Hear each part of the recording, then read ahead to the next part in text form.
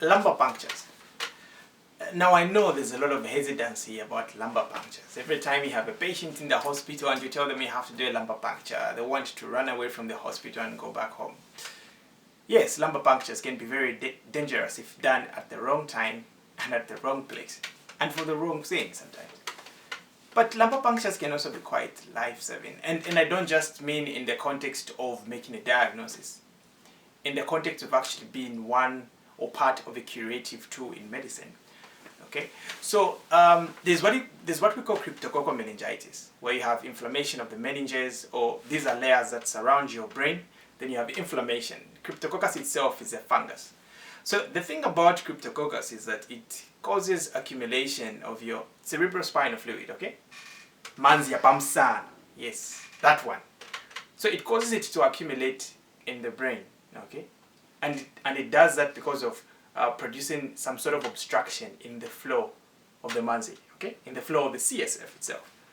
So you can have people come into the hospital with complaints of a very severe headache, of a very stiff neck, and for those people, in most cases, symptom relief is not going to come from administration of drugs. No, it's going to come from doing a lumbar puncture because you want to drain that fluid that is accumulating.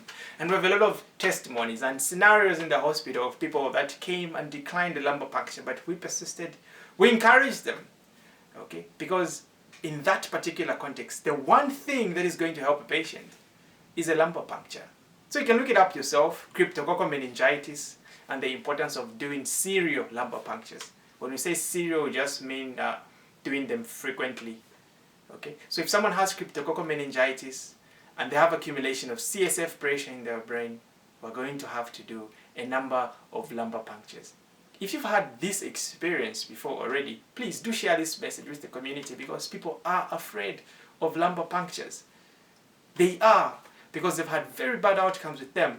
And in most cases, it's not because of the lumbar puncture itself, but because the people on whom we did the lumbar punctures were just very sick. Or consent was only given when it was far, far too late. So lumbar punctures save lives. And for things like cryptococcal meningitis, you need them to survive. We can give you all the drugs in the world, but if we don't do the lumbar puncture when it's needed for cryptococcal meningitis, the outcomes could be very poor. So remember, spread this message and let everybody know lumbar punctures save lives.